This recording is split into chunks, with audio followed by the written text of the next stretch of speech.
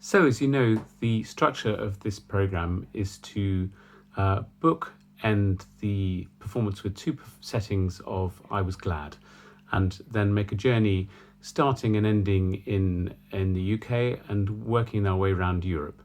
So Purcell's I Was Glad, I chose this because I think Purcell is a wonderful composer, probably the greatest composer of his era, and some say the greatest English composer for a very, very long time. After that, a lot of people think that he was the best composer in England until Elgar came along. What I love about his settings is they're quite quirky. He kind of breaks rules. There's lots of false relations that have come right from the word go. We have these sort of blues notes that appear all the time. So it starts in the key, the key of G, and then already on about bar 9 or so, he's doing really quite unusual harmonies. Suddenly,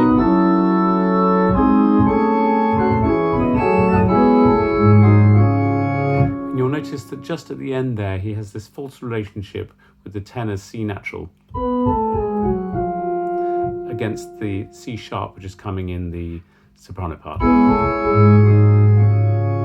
It's kind of a bit of a jazzy idea that he does all the time. The other thing I like about this opening section is the way he does this very characteristic rhythm in bar 3. So normally you'd expect this dotted rhythm to just be perfectly normal dotted rhythm. What he does is to turn the first one back to front. And that's something he does a lot in other music, but it's particularly appropriate here on the word glad, because it really gives this kind of feeling of joy.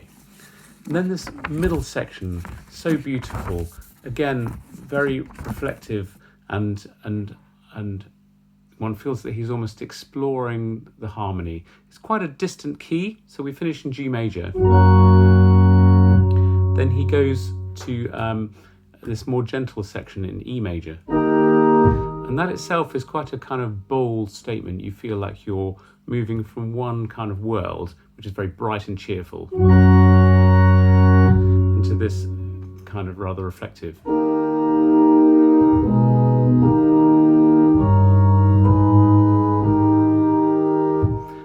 And there's something more calm and mysterious about that. Again, really close to the words, "Oh, pray for the peace of Jerusalem." He was, of course, a really experienced organist of Westminster Abbey. He was a real, he knew his church music very, very well. Then we have this peace setting. Again, he's doing things that are quite weird in terms of the harmony from the word go. So he starts this in A major, and then immediately does this new key in the second bar of the peace be within thy walls section. And that's this key of F sharp major is as far removed from the original key of G major as you can possibly get. So we've started here, and suddenly he's introducing in this same piece an F sharp major chord. It's really quite pretty adventurous. I think that if you were around in those times, you would find that quite bold and kind of a very new kind of sound.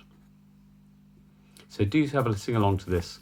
As I say, it's a recording by a Czech choir. I like there's the odd word that you notice that they're not singing English as their first language. I was glad a little bit, but it's a nice clean recording, and it's very nicely done.